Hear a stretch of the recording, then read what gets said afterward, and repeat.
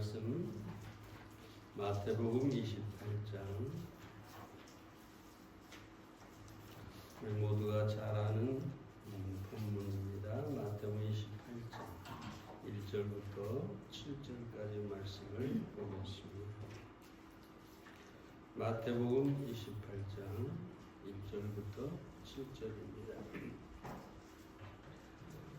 안식일이 다하여 가고 안식 후 첫날이 되려는 미명에 막달라 마리아와 다른 마리아가 무덤을 보려고 왔더니 큰 지진이 나며 주의 천사가 하늘로서 내려와 돌을 울려내고 그 위에 앉았는데 그 형상이 번개 같고 그 옷은 눈같이 희건을 수직하던 자들이 저를 무서워하여 떨며 죽은 사람같이 되었더라. 천사가 여자들에게 일러 가로되 너희는 무서워 말라. 십자가에 못 박히신 예수를 너희가 찾는 줄을 내가 아노라.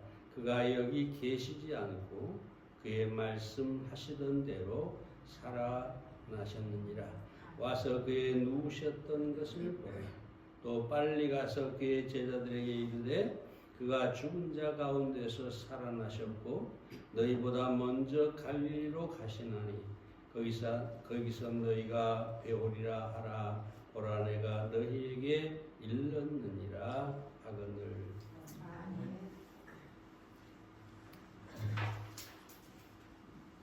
무신론자였던 볼트만은 부활신앙이 모여서 부활사건이 되었다 라고 말을 했는데요. 이 말은 예수께서 돌아가신 뒤에 실제로 부활하지 않았는데 부활을 간절하게 원했던 제자들이 부활을 믿게 됐고 그들의 부활신앙이 모여서 부활사건을 조작해냈다. 불신앙이죠. 부활하지 않았는데 너무 간절하게 원하다 보니까 진짜 부활한 것처럼 착각을 해가지고 예수가 부활했다 그렇게 얘기했다는 거죠. 그런데 이에 대해서 칼 바르트가 이렇게 얘기를 하죠. 믿음으로부터 부활이 시작된 것이 아니라 그리스도의 부활로부터 부활신앙이 시작된 것이다. 내가 믿는다고 부활이 일어난 게 아니라 진짜 부활이 일어났기 때문에 거기에서부터 부활신앙은 시작이 되었다. 맞는 말씀이죠. 예수 그리스도의 부활은 확실한 일어난 사건이었고 그 사건이 제자들에게 부활신앙을 갖게 한 것입니다. 우리가 잘 아는 본문이지만 오늘 이 말씀 속에서 몇 가지를 생각해 보겠습니다. 첫째로 예수님의 부활은 믿지 못할 사건이었다. 1절 말씀을 봅니다. 안식일이 다하여 가고 안식 후 첫날이 되려는 미명에 막달라 마리아와 다른 마리아가 무덤을 보려고 왔더니. 자, 여기 보세요.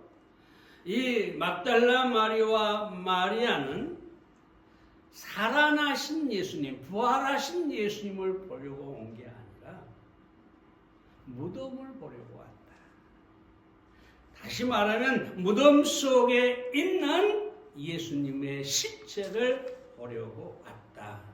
마가복음 16장 1절에 보면 그들은 예수님의 시체에 바르기 위해 향품을 준비해 가지고 온 것을 우리가 보게 됩니다. 이 말은 막달라 마리아와 마리아에게는 추호도 예수님의 부활을 생각하지 않았다는 겁니다. 믿지 않았다는 것입니다. 그대로 시체로 무덤 속에 있을 것이라고 생각을 한 겁니다. 그래서 마금 16장 9절에서도 서로 말하되 누가 우리를 위하여 무덤 문에서 돌을 굴려주리오 하더니. 여러분, 이 이스라엘 유대인들의 무덤은요, 이 바위굴 속에 바위굴을 파고 거기에다가 시체를 장사하는데, 그 입구에가 둥그런 아주 굉장히 큰 돌이 있습니다. 마치 우리 맷돌을 그 둥근 돌이 있죠. 그것보다 훨씬 커서 여자들이 그 문을 열 수가 없는 그런 그 무덤이 있죠. 그래서 누가 우리를 위해서 돌을 굴려줄 것이냐? 그 말은 막달라 마리아와 마리아는 전혀 예수님의 부활을 믿을 수 없고 믿지도 않았다는 것입니다. 예수님의 제자들도 마찬가지죠. 예수님께 그토록 내가 부활할 것이다, 살아날 것이다 말씀하셨지만 그 중에 단 한 제자도 믿지 않았습니다. 그들은 심지어 예수님의 시체가 묻힌 무덤에 와 보는 것조차도 두려워했습니다. 유대 종교 지도자들과 로마의 사람들의 눈이 무서워서 감히 무덤에도 오지를 않았어요. 만약에 부활을 믿었다면 그리할 수가 있었겠습니까? 사랑하는 여러분, 부활은 믿을 수 없는 것입니다. 믿기 힘든 일입니다. 왜 그럴까요? 죽음이 절대적이라고 생각하기 때문입니다. 죽음 후에 어떤 사람도 살아날 수가 없다는 생각 때문입니다.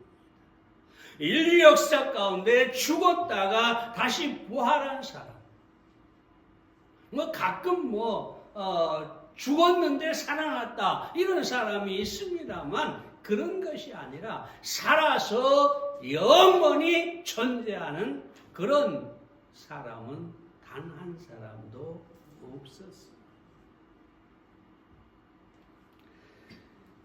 죽음은 실제로 절대적으로 받아들여지고 그 죽음을 아무도 피할 수 없고 그 죽음은 강력한 힘이어서 여러분 그 죽음에서 부활한다는 것은 믿기 어렵고 믿을 수가 없는 것이었습니다. 정신심리학자 지그문드 프로이드가 이렇게 얘기하죠. 죽음에는 아직까지 아무런 해결책도 발견되지 않았으며 앞으로도 마찬가지일 것이다. 죽음을 믿을 수가, 부활을 믿을 수가 없다. 죽음은 끝이고 죽음은 완전히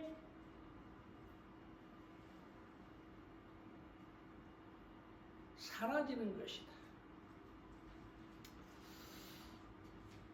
러시아의 붉은 광장 얘기를 했습니다마는 거기에 레닌의 묘가 있습니다. 유리로 돼 있어서 그 시체를 볼 수가 있는데요. 마치 살아있는 사람처럼 완전하게 방부제 처리를 해가지고 그 유리를 들여다보면 그냥 잠자는 것처럼 레닌이 누워 있습니다. 마치 살아있는 것 같아요. 근데 거기에 이렇게 쓰여 있습니다. 그는 언제나 모든 사람의 가장 위대한 지도자였으므로 그는 새로운 인류의 주인이셨다. 그는 세계의 구원자이셨다. 제가 강조하는 말이 뭡니까? 과거형입니다. 그는 그런 사람이었다. 그러나 지금은 죽었다. 아무리 살아있는 것처럼 방부제 처리를 해서 그럴듯하게 사람들에게 보일지라도 죽었다. 다시 말하면 죽음은 절대적인 것이죠. 아무도 피할 수가 없는 것이죠. 그래서 믿기 어렵고 믿을 수가 없는 것이었습니다. 여러분, 만약에 사람이 한 2m 정도 키가 큰 사람이 한 5m 되는 벽에 이렇게 딱 막혀 있는 곳에 서가지고 벽 너머를 볼 수가 없잖아요. 그래서 이 사람이 저 뒤에는 아무것도 없다. 왜? 보지 못했으니까. 알지 못하니까. 여러분, 중요한 것은 바로 이것입니다.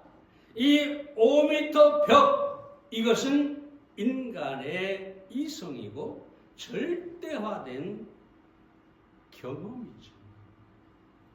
마치 부활은 그와 같아서 믿을 수가 없었던 것이다.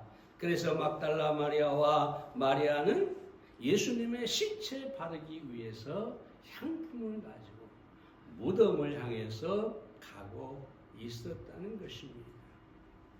오늘날 믿지 않는 모든 사람들뿐만 아니라 심지어 기독교인들조차 이 부활에 대한 확신이 없는 사람이 많습니다. 어쩌면 심지어 목사들도 그럴지 몰라요. 예수님의 십자가와 사랑은 열심히 말하는데 부활하셨다. 거기에 대해서는 확신 가운데서 말하지를 못하는 사람들이 있어요. 목사들. 내가 이렇게 예수님이 부활했다라고 말하면 사람들이 뭐라고 할까?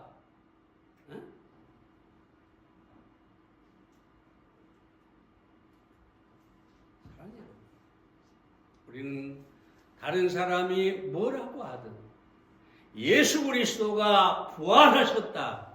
여기에 대한 확신을 가지고 말할 수 있어야 합니다. 이처럼 어려운 부활에 대한 신앙을 가진 우리는 행복한 사람들입니다.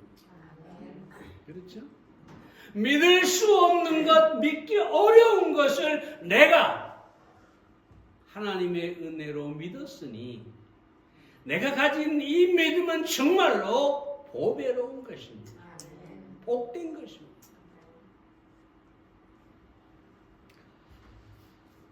오늘 여러분은 어떻습니까? 마리아처럼 손에 향품을 들고 죽은 예수님을 보기 위해서 가는 그런 사람입니다. 오늘 우리가 부활주일이라고 예배를 드리고 있지만 여러분이 정말 이 마리아와 막달라 마리아처럼 그저 예수님을 십자가에 못 박혀 죽은 분으로 보십니까? 아니면 부활하여 지금도 살아계신 하나님의 아들로 보고 있는 것입니까?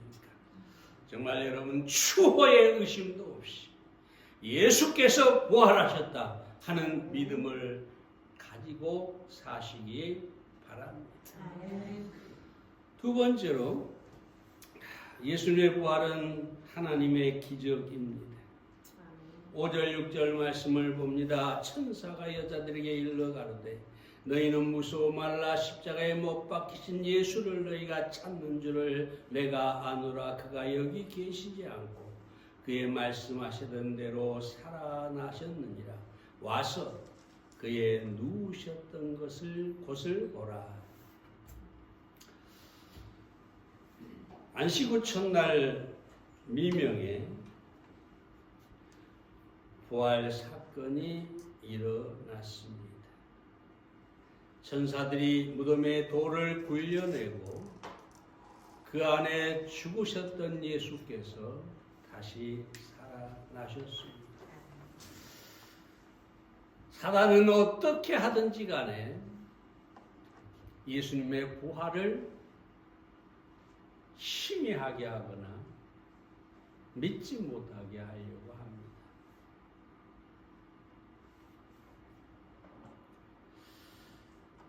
그래서 처음에 말씀드린 대로 부활을 그저 제자들의 사기극 정도. 대제사장들이 뭐라고 합니까? 그 무덤을 지키던 군사들에게 돈을 주고 제자들이 와서 훔쳐갔다. 그렇게 소문을 내라고 합니다. 사랑하는 여러분, 이 사단은 어떻게 하든지 예수님의 부활을 사실이 아닌 거짓으로 만들려고 하는 것입니다. 그러나 분명한 것은 예수님께서 살아나셨고 그건 사건이었고 어쩌면 오늘날 같으면은 예수님의 빈 무덤이나 이 천사를 핸드폰으로 사진을 찍거나 동영상을 촬영했을지도 모르죠. 그렇다면 얼마나 좋겠어요. 너무 확실하게 보이잖아요. 근데 아쉽게도 아니 어쩌면 다행스럽게도 그런 것이 없던 시대였죠. 어찌됐든 간에 예수님께서 그렇게 부활하셨는데요. 여러분 우리의 신앙은 하나님을 믿는 것입니다. 하나님은 어떤 분입니까? 모든 것을 초월하고 모든 것을 하실 수 있는 분이십니다. 어떤 불가능도 하나님께는 없습니다. 우리 잘 아는 대로 성경에 그런 얘기 있죠. 아브라함이 100세가 다 되도록 아이를 갖지 못했고 사라의 경수가 끊어졌는데 하나님께서 나는 전능한 하나님이다. 그 말씀 한마디로 사라가 잉태하게 하고 이삭을 탄생케 했습니다. 로마 4장 19절부터 보면은 이 사실이 되는 아브라함의 믿음이 확실하게 기록되고 있는 것을 보게 됩니다. 누가복음 1장에서도 마리아의 믿음을 우리가 볼 수 있는데 마리아는 천사의 그 수태 고지에 뭐라고 합니까? 나는 사내를 알지 못하니 어찌 이런 일이 있겠습니까? 마치 죽음처럼 절대화된 거죠. 네? 남자를 모르니 자식을 낳지 못한다. 사실이죠. 모든 사람이 그렇게 믿고 있지요. 네? 경수가 끊어진 여자가 잉태할 수 없다. 그건 확실한 거죠. 절대적인 겁니다. 절대 불가능한 것. 그런데 하나님이니까. 흙으로 사람을 만드시고 온 우주 만물을 말씀으로 창조하신 하나님께서 어찌 경수가 끊어진 여인에게 잉태하게 하고 남자를 알지 못하는 마리아에게 잉태하게 할 수가 없겠습니까? 성경은 이런 하나님께서 일으키신 사건으로 가득합니다. 언젠가 말씀드렸죠. 미국에서 공부하고 박사학위를 따서 온 이 목사가 어느 교회에 부임하고 나서 설교를 했는데 여러분 이것은 기적이 아니라 하나의 설화입니다. 마치 우리나라의 설화, 당군이나 이런 설화처럼 이건 사건이 아니고 사실도 아닌데 그냥 사람들이 만드는 이야기입니다. 그러고 설교를 해요. 저도 그런 설교를 들었어요. 감리교 출신 목사가 군목으로 와가지고 뭐라고 하냐? 본문을 딱 읽는데 예수님께서 무리로 걸으셨다. 이 본문을 읽고 나서 뭐라고 합니까? 거기 수많은 군인들이 말씀을 들으려고 앉아 있는데 첫 마디가 여러분 이것은 사실이 아니고 설화입니다. 미칠 일이죠. 있어서는 안 될 일이죠, 목사가. 그들에게는 믿음이 없어요. 신앙이 없어요. 신앙은 다시 말씀드리지만 하나님의 어떠하심과 그 하나님이 모든 것을 할 수 있다고 믿는 것입니다. 신앙이 아니면 이 성경을 우리가 알 수가, 믿을 수가 없는 것이죠. 그래서 아까 박사 목사가 그렇게 설교를 하는데 계속해서 그렇게 설교를 하는데 이제 어느 날 그 교회 집사가 아파가지고 신방을 갔어요.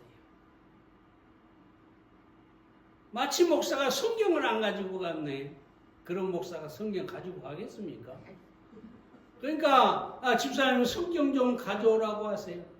성경을 가져왔는데 이 두꺼운 성경이 다 어디로 가불고 이 앞뒤 몇 장 남아있고 아무것도 없는 거예요. 아니 집사님 이 성경이 뭡니까?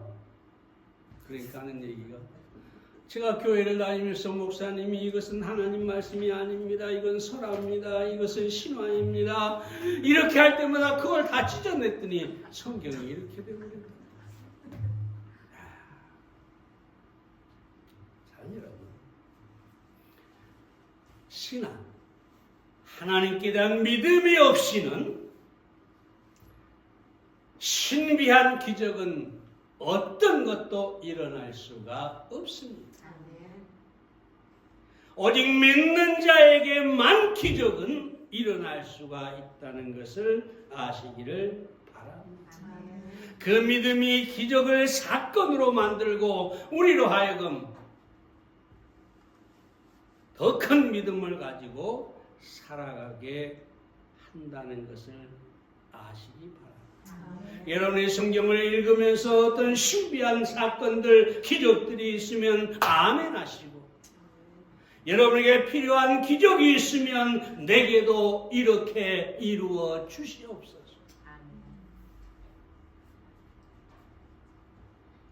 사랑 여러분,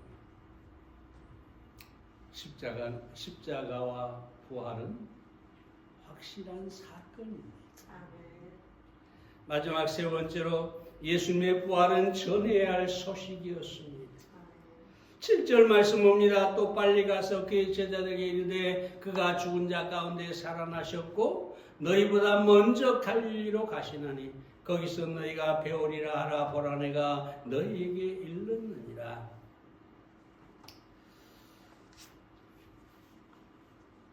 이 막달라 마리아와 마리아는 무서움과 큰 기쁨으로 달려갔다고 합니다. 제자들에게. 아마 무서움은 천사를 보았기 때문일 거고 기쁨은 예수께서 살아나셨다라는 메시지 때문이었을 겁니다. 자, 여러분. 부활은 마리아와 막달라 마리아가 처음 전했지만 사도행전 2장에 보면 제자들의 메시지, 첫 설교도 그 주제가 부활이었습니다. 예수께서 살아나셨다. 베드로가 사도행전 2장 24절에 보면 하나님께서 사망의 고통을 풀어 살리셨으니 이는 그가 사망에 매여 있을 수 없었습니다. 첫 메시지가 부활이었습니다. 자, 여러분, 부활이 없는 역사는 죽은 역사예요. 여러분, 창세기 5장에 보면 무슨 얘기가 나옵니까? 뭡니까? 여기 우리 믿음의 선조들의 그 삶을 얘기하는데 전부 뭐라고 하냐? 900 몇 살을 살고 죽었더라. 죽었더라. 계속 죽었더라. 근데 예수님이 부활하신 다음에 이 천사가 뭐라고 합니까? 살아나셨나?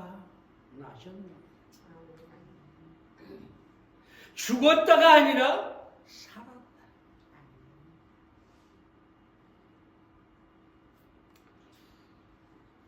사람 여러분,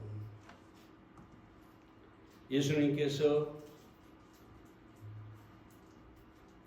부활은 이 죽은 역사에 생명을 가져왔고 더 이상 믿는 자에게는 죽었다가 아니라 살았더라가 되는 것입니다. 원래 다른 예화를 제가 적어왔는데 갑자기 여기서 생각이 났어요. 말씀을 드립니다. 이 죽었더라와 살았더가 얼마나 다른 것이냐. 여러분, 얼마 전에 우리는 큰 충격을 받았어요. 그것도 광주에서 일어난 사건이라네요. 광주 사람인지 모르겠지만 어쨌든 간에 일가족, 자기 부모, 아내, 그리고 자식 둘을 5명을 전부 죽여버리고 어디에 숨었다가 모텔에 숨었다가 붙잡혔다.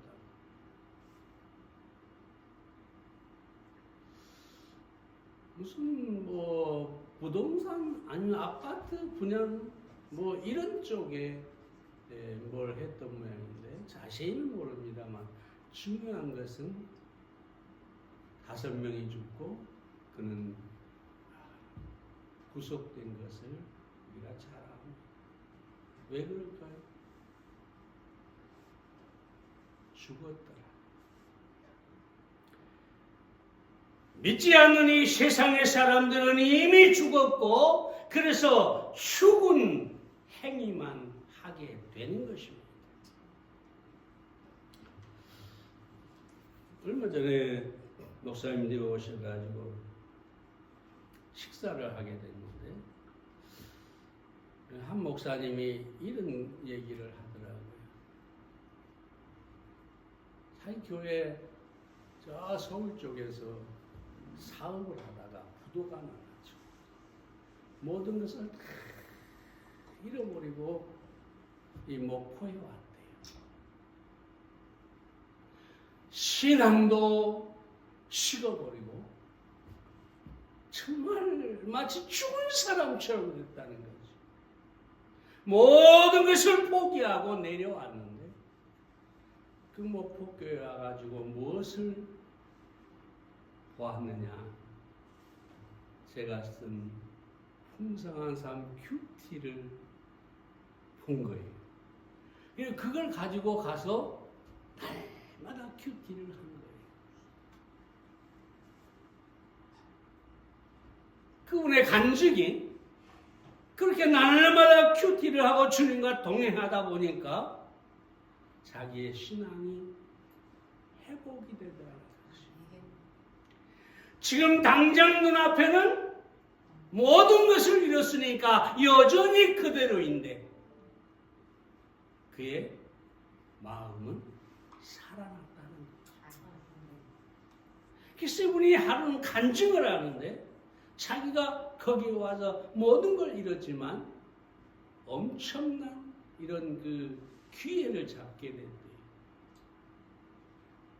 자세한 내용 모르는데 예를 들어서 500억 단위 이런 단위의 사업을 하게 되었다는 거죠. 그래서 간증을 하면서 뭐라고 하냐? 자기는 꿈이 하나 있다. 그게 뭐냐? 우리 교회 빚이 10억인데 그 교회 건축한다고 10억의 빚을 졌어. 10억인데 그것을 갚는 것이 나의 꿈이다. 그래서 목사님이 뭐라고 하냐? 목사님이 쓰신 그 큐티 때문에 우리 교회에 엄청난 일이 일어날지 모르겠다. 그래서 제가 매일매일 기도하죠. 이 목포교회를 위해서는 특별히 기도하는 기도 제목이 뭐냐면 하나님 믿음의 역사가 일어나서 빛을 청산하게 해 주시옵소서. 그 한때 이 작가 굉장히 부르잖아요. 목사님이 사례비도 받지 못할 정도로 어려웠었어요. 이자가 너무 많으니까. 여러분 상상해보면 10억의 이자가 그게 보통입니까? 근데 지금 이제 좋아져가지고 그래도 이제 괜찮습니다만 그렇게 얘기해요. 이 빛을 갚는 게 나의 꿈이다. 제가 이 두 얘기를 왜 하느냐. 한 사람은 죽었더라. 거기에 속한 사람이. 한 사람은 살았더라. 여러분 예수 그리스도의 부활을 믿는 사람들은 죽었다가 아니라 살았다. 나는 산 자다. 그분처럼 모든 것을 다 잃고 사업이 완전히 바닥에 이르렀다 할지라도 그 믿음이 회복되니까 살았더라. 하나님께서 나로 하여금 무엇이든지 하실 수 있게 하실 것이다. 죽은 예수님을 부활케 하신 하나님께서 어찌 우리의 삶을 살아나게 할 수가 없겠습니다. 여러분의 삶에 어떤 어려움이 있다 할지라도 예수님께서 부활하셨다. 그 신앙으로 살아있는 삶을 사시기를 바랍니다. 그리고 그 믿음을 가지고 여러분이 부활신앙을 죽은 사람들에게 또는 믿음이 약한 사람들에게 증거할 수 있는 여러분들이 되시기를 바랍니다. 기도합니다.